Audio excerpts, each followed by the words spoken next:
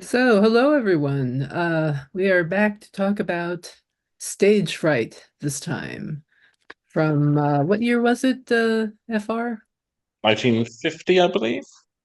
That sounds about right. I didn't make a note of it for some Yeah. reason, but it's certainly one of Hitchcock's more interesting films, and I really enjoyed it a lot.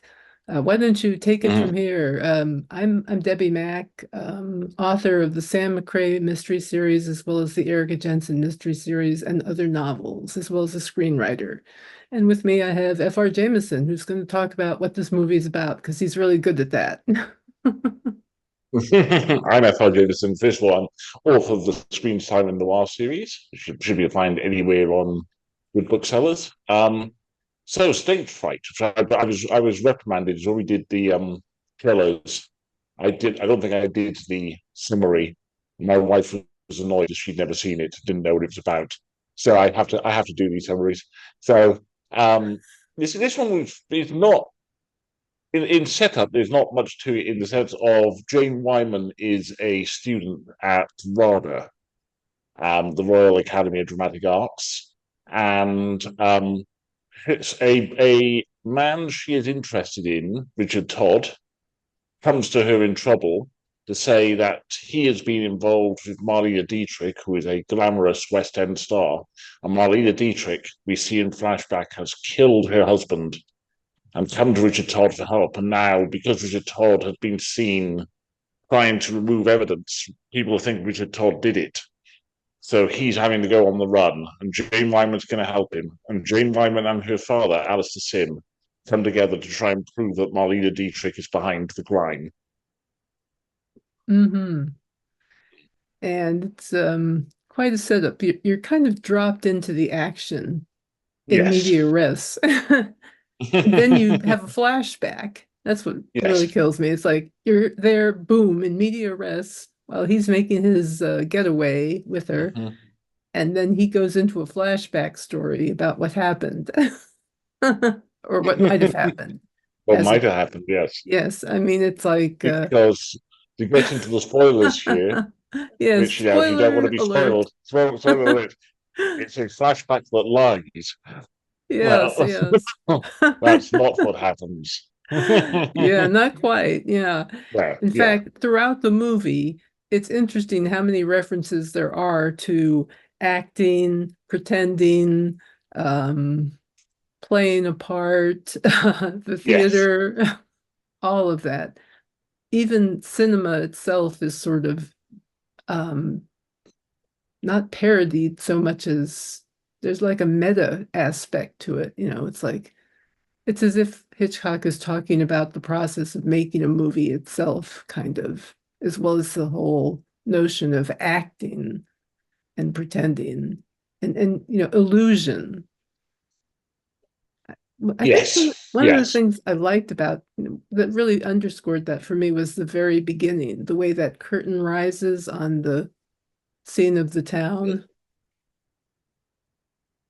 Yes, yes, it's a film about pretense Exactly. and yeah, so try and pull the curtain back, and it's a film about what people are capable of when they're sort of on a kind of righteous mission and what they're trying, and it's putting on layers of pretense, and it's trying to strip away like layers of pretense. So Jane Wyman is trying to sort of strip away that Marlene Dietrich is this merely just this glamorous star, that she's a murderer, while also, for her own part, pretending to be a maid or Hmm. pretending to be someone in a pub who wants to, just is just there trying, and he's not there to meet policemen.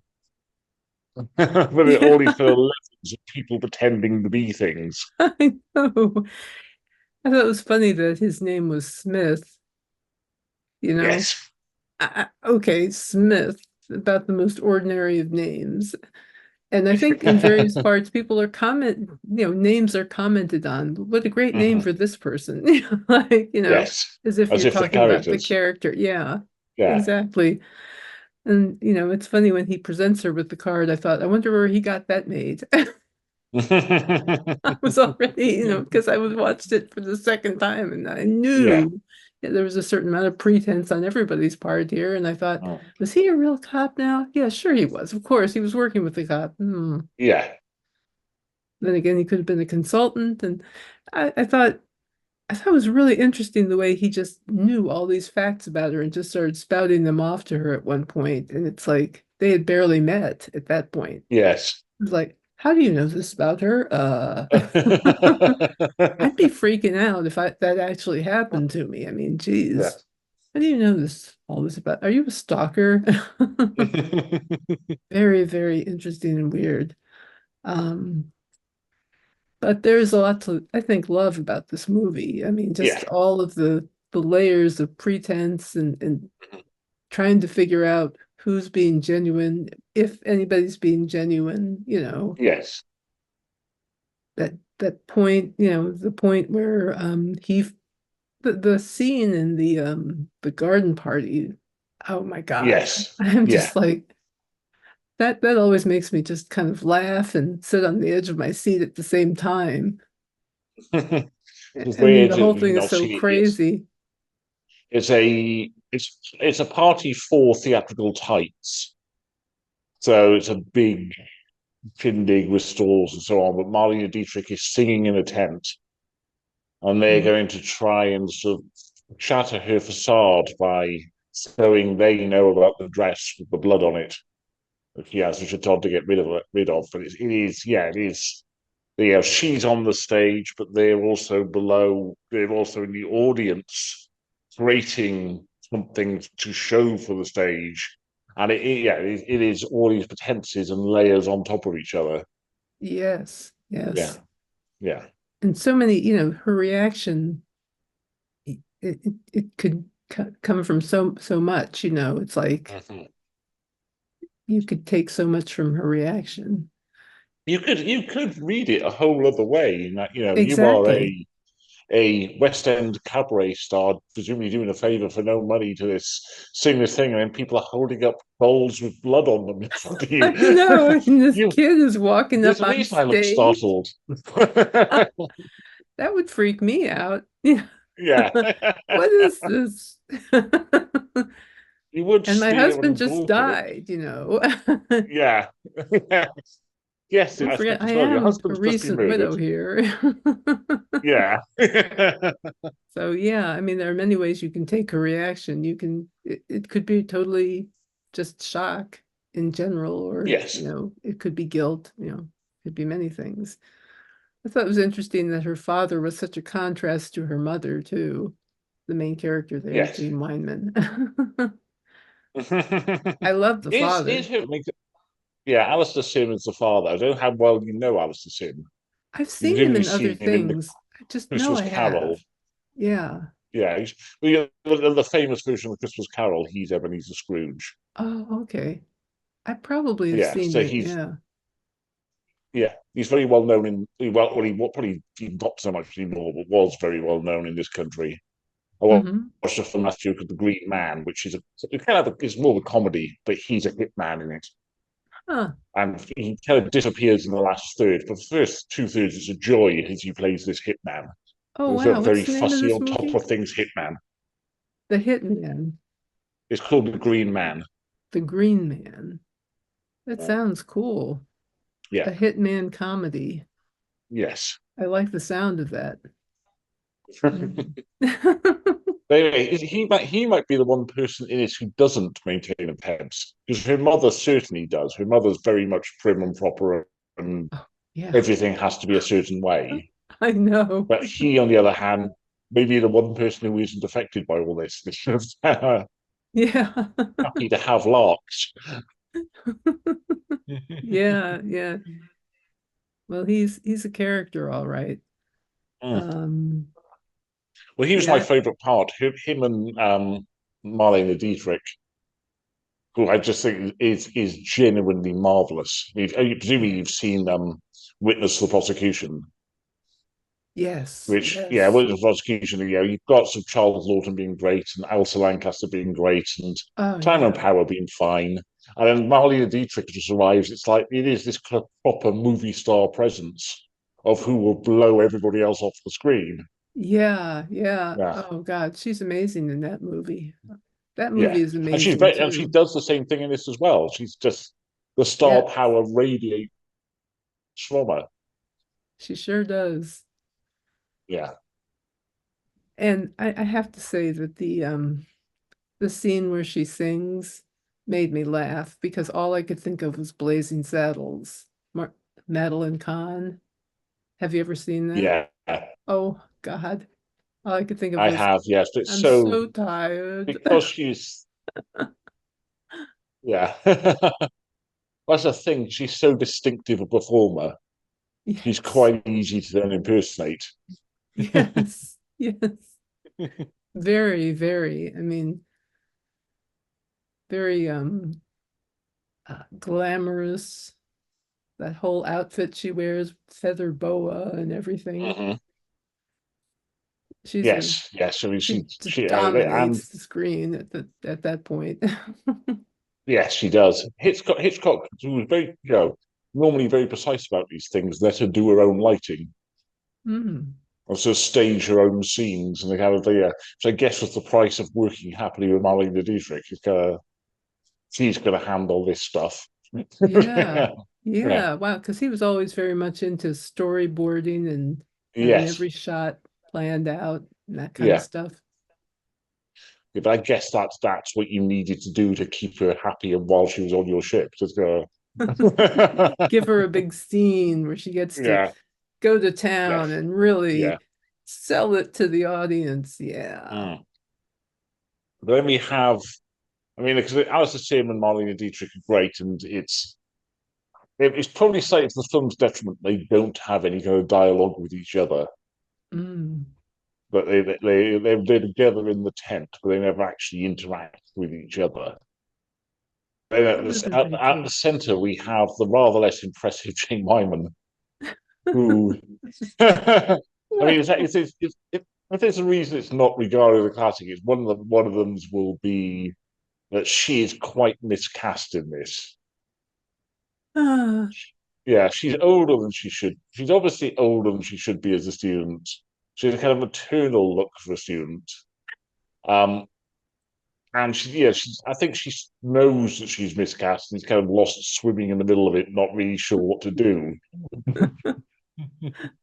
So she's somebody at the Royal Academy of Dramatic Arts who probably shouldn't be there. Well, yes, Well, possibly. It is interesting that they keep referring to it as the Royal Academy of Dramatic Arts in a way that you would normally just refer to RADA. You wouldn't Rada. keep Yeah. telling people what it actually what it actually stands Well, it's for our for. benefit here. Yeah. Yeah.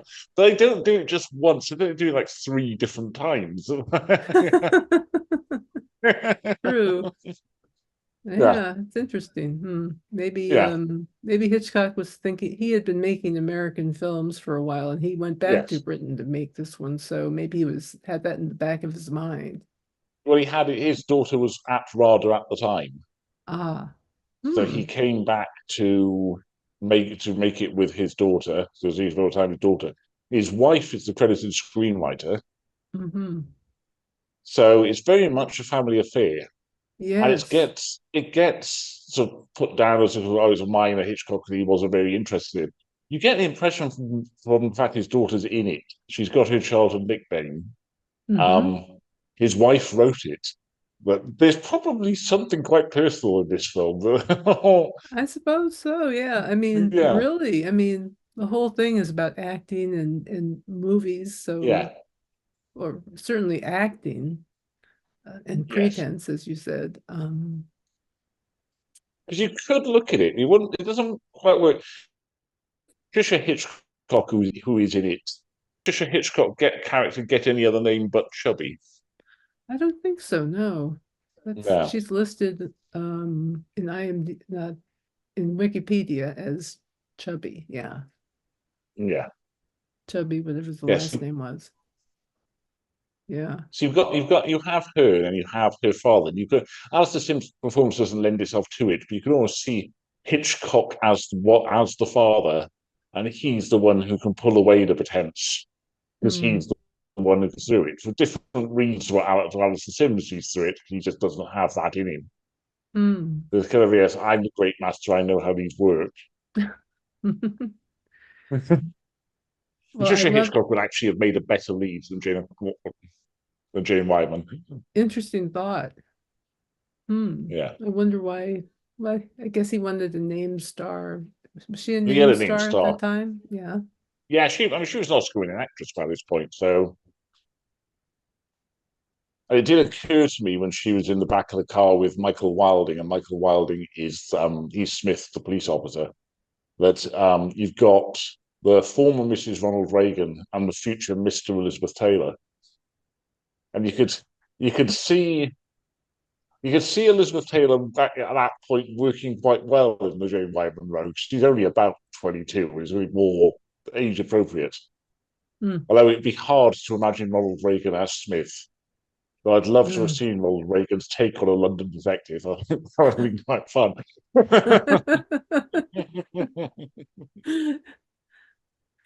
Well, I love the Hitchcock cameo. That made me literally Yes. laugh out loud when I Yeah. saw when that happened.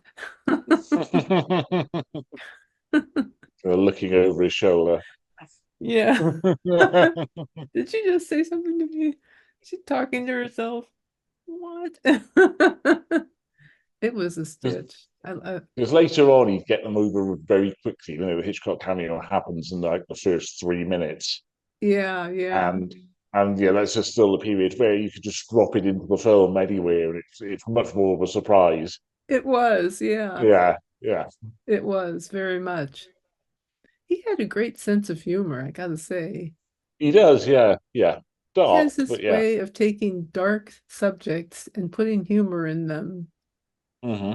Um, this is a whole nother movie, but when I think about the trailer for Frenzy, it Oh right, it made yes. me laugh out loud. I remember that. I mean, it's just like he says these things so dryly and so offhandedly. Yeah, He's talking about a serial killer, you know, yeah. but it's so dry Well, and offhand and he was a regular presence on TV for 20 years. So right, right. the Alfred Hitchcock presents all that stuff. yes. Yeah. Yes, you So, also have Richard Todd as the villain, who hmm. is, I think, it's the first time doing this where we've encountered someone who actually appears in Doctor Who as well. Mm. Richard Todd later appears in Doctor Who, and he does all right. He just kind of he he um he has his assignment and he goes for it. Yeah. Yeah. Which is the So, same as his part in Doctor Who. He has his assignment there and goes for it as well. And it's kind of so, so you think that what do you think of his acting? I mean, he does the job he's been hired to do. I don't think you get many surprises from him. I think if the it's possibly the case that after the first scene, he's always a bit villainous. Hmm. I'm not sure I actually, you know, when they're in the cottage and he burns the dress. Right. I'm not sure even in that scene you can quite believe that he's as innocent as he says he is. I know. Yeah. I mean, Yeah, once he throws that dress into the fire, I was like, uh, yeah. yeah, destroying evidence. Okay. Nice move there. Yeah. Very slick. Um, but as a story, what do you think of it? What do you think of I thought the structure was very interesting. I love the use of flashback and um the way he combined humor with suspense during the Uh-huh. climactic scenes where she's trying to avoid being exposed, for her, Yes, um, for her pretenses and her yes. fakery, and Hmm. um, and then ultimately when it does happen, when she is exposed, I really felt that sense of betrayal that the Yeah. cop would have felt this time. Well, I went on the sort of flashback. I had a look at the Hitchcock Truffaut book earlier, which doesn't give a lot of space to stage fright. But Hitchcock saying there that he regrets the flashback, Really? as in Yeah, I remember he said that. Yeah. he feels felt it was misleading and it was not the way to do. But watching it sort of in 2024, as 30 years after The Usual Suspects, Mm-hmm. and there are other examples as well. I think we're probably more accepting of, they tell a story, and rather than just the kind of you're sat in the car and he's telling this story, to Mm-hmm. just visually portray it, even if it later on turns out not to be the case. Yeah, he didn't know it, Yeah. but he was ahead of his time.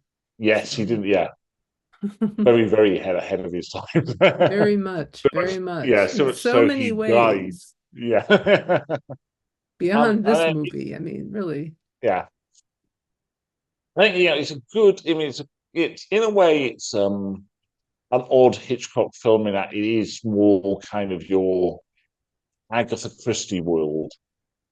If you've got nice kind of some very quite genteel people involved in this crime around London, this village fate, um, even your sort of plucky girl hero who's pretending to be, his undercover. That all that could be an Agatha Christie, but I mean, yeah, there is a sort of more weird darkness to it. Agatha Christie wouldn't do the thing with the dress and the doll. I don't Hmm. think, unless there is some book I'm not aware of where pretty much that happens. Um, and then you get the nice twisty story, which again, I mean, I'm doing one of the weak bit for me. But you get the sort of fantastic bit where it has to end. It has to end in the theatre, and you've got this incredibly theatrical story about the tents, and it has to end in the theatre with people hiding there and around and disappearing. And then the final bit, what ends it, is the curtain coming down. Hmm. Only it comes Ironically, down the on Richard safety curtain. Hobbs' head. Yeah. Yeah, boy. What Yeah. a way to go, huh? Yes. A rather sort of gruesome ending for him. Yes, yes. I thought it was interesting at the very end, at the closing scene when they're walking off together, there are those spotlights that sort of light the Hmm. way, and Yeah. they're disappearing into the distance there. And I thought, are they, is this a happy ever after ending or not? Yes. Yeah. That question was in my mind this time, like, are they going to end up together, or have has the betrayal been too much for him? Yeah. And are we supposed to read from the fact that spot that there's still a level of pretense, that there's Hmm. still stagecraft there? Exactly. Yeah. Yeah. Well, it's Yes. certainly Alfred Hitchcock's vision, People talk about, you know, the director's vision for the film. Hmm. Yeah. You can see his vision all over the place here. I wonder, 'cause, it's not a film he talked about much, but I say it's written by his wife. It was made so he could be with his daughter, and it's kind of like it flopped at the box office. And so I wonder if he was more naturally asked about the ones that succeeded or the ones like Vertigo, which, although they flopped, were big critical successes. And so there are films like this that are considered minor, Hmm. and yet there's a lot of interesting stuff in them. And yeah, I think he may have put more of his heart into that than he would later have conceded he did. Yeah, yeah. Yeah. It was probably a very personal project, as you said. And Yeah. being that he was back in Britain, he was with his family. His Yes. wife was always very involved in finding material She for him was, yes. to adapt. Hmm. So, in a sense, this was kind of like it kind of seems like the beginning of his real golden period there, where he started to Yeah. make movies like Rear Window and the other more You got not Strangers to the Train experimental, as but next one. really testing his Yeah. skills as a director. I mean, you've had mean, already you've had Notorious, you've had Shadow of a Doubt, Mhm. and you've had Rebecca and Suspicion. I'm not as big a fan of those two. Of course, you've got 39 Steps and Lady Vanishes, but you are about to hit a incredible streak of films, Hmm. which beforehand there's because it's not the right word to use. There's a spluttering quality that you have a few good ones. There's a couple like there's Daphne du Maurier adaptations that don't work, or Rope, which doesn't quite work. And you're about to hit the 50s, which is this huge, incredible string of films that are all, yeah, masterpieces. Yeah. It's just on the cusp of that. But, it is after Notorious, it is after Shadow of a Doubt. So you're not talking about someone who's finding their voice. You know Hmm. what I mean? Exactly. Yeah, it's about to like be polished into a diamond. I was going to say, now that I think about it, there's so much pretense in the ensuing films as well. A lot of Yes, people pretending to be something that they're not. yeah, yeah. There is. I mean, you have.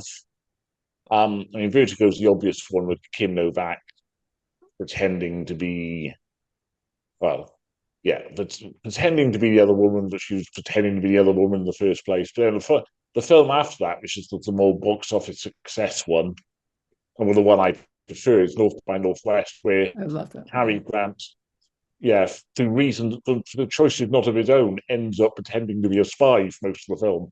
Exactly. Yeah, Yeah. yeah, Uh-huh. yeah, And Ava Marie Saint is trying her best, to continue to spy for the government while not yes, telling Cary Grant what she's doing, and eventually coming to care for him, blah blah blah. mhm, yes. Yeah. Yeah, so we are on. I mean, this is very. I say there's of the layers of potential here. I think more than most of them, that is the theme here. I'm trying to think of another Hitchcock film where basically everyone is on some level pretending. Yeah. Yeah. Mhm. They really are at some level, Yeah, all of throughout. yeah, And they keep talking about it too. It's in the yeah. dialogue, it's everywhere. It's all through the movie. And if it comes to the flashback that isn't, then the film itself is pretending. Exactly. Yeah, It's an illusion. The whole thing is yeah, illusion. Yeah. yeah. So it's exploring that whole aspect of cinema as illusion, which I think Yes, is intriguing. yeah. I guess you said it, and I think why you then said it in the theatre rather than at cinema, but you don't have the theatre naturally has more dramatic stuff in it. It has big curtains you can drop and kill people Hmm. in a way cinema doesn't actually have. Yeah, it's true. Yeah. Yeah, So that's why you need the theater there. yeah, You need it for the and curtain, yeah, so that and when the curtain dressing comes rooms. down, it comes right Yeah, down on that guy. yeah, because it's a job. Think about it. Think all bit like Jane Wyman. Jane Wyman, she fakes her new identity and gets a job working for Marlene Dietrich. She does so as a dresser, so she's there to make Marlene Dietrich look different. Hmm. She's there to polish her up and look different. Exactly. Yeah. Yeah, yeah, Exactly. I noticed, the dresser before Jane Wyman started, the dressers that Marlene Dietrich had around her were like hovering and yeah, fiddling with her veil, and I got to yes, have the right look here for the funeral. yes, It's yes, all very staged. It's all yes. very set up, and the look has to be just right. This makes Marlene Dietrich perfect casting as she is naturally over the top and Yes, camp, and very much that you know artifice. exactly.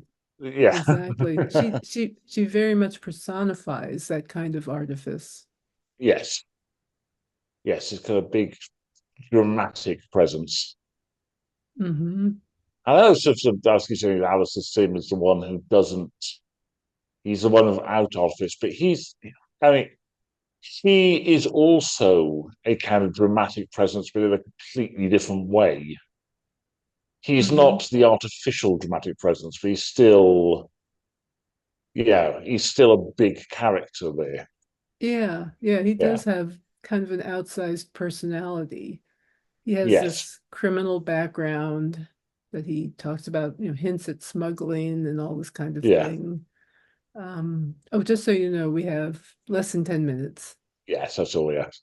And so anyway, yeah, there's something very commanding about his presence. He Hmm. he just kind of has a look and an attitude about him that makes you like him. Yes. Yeah. He's a likable scoundrel, I guess you could say.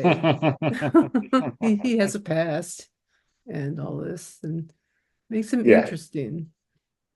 Yes. It does. He is a very interesting character. With another actor, it would have been a much duller role. Hmm. Someone Yeah. who's smiling all the time. Yeah. Yeah.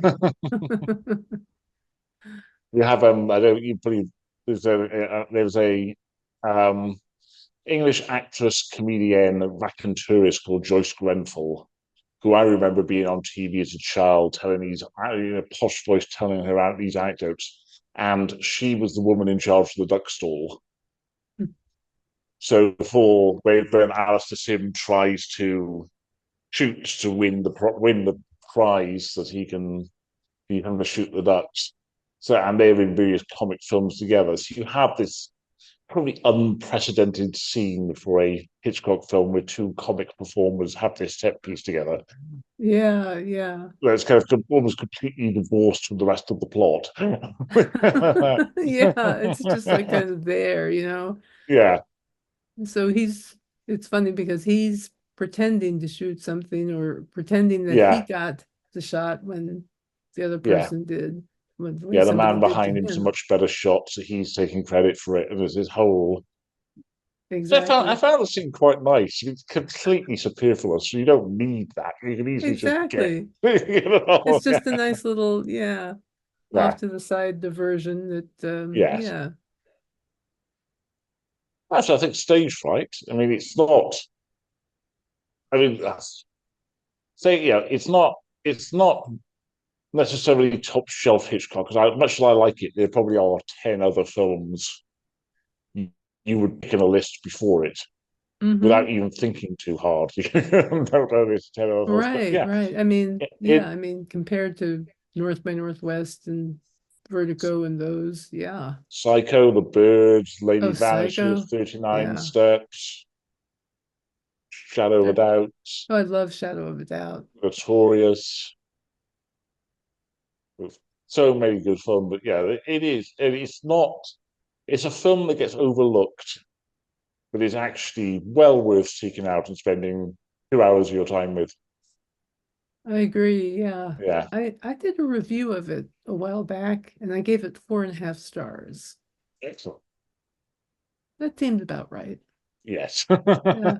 I mean, to me, it was like, hey, this is really something kind of unique and interesting. You Hmm. don't hear about it a lot, but it's worth looking No. at. Yeah. Yes. Yes. Excellent. So, what did we say next month? Was it Kiss Me Deadly? Kiss Me Deadly. Great Yes. movie. I've not seen Absolutely. that one. Oh, Yeah. see what you think.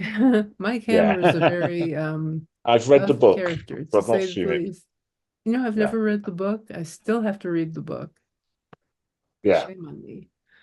But yeah, yeah, it's quite a movie and very much a movie of its time, so to speak. Yes. So I think, Having read the book, and the rest of them, the Nick Explain series, I can imagine it's very much of its time. oh yeah, Yeah. very post-atomic, all that kind of stuff, Yeah. post-nuclear, Yes. whatever. So until then, Tell them yes. Thank you very much for listening. thank you. Thank you very much for being here, and thank you for listening and watching. And we'll see you in a month when Yes. we'll talk about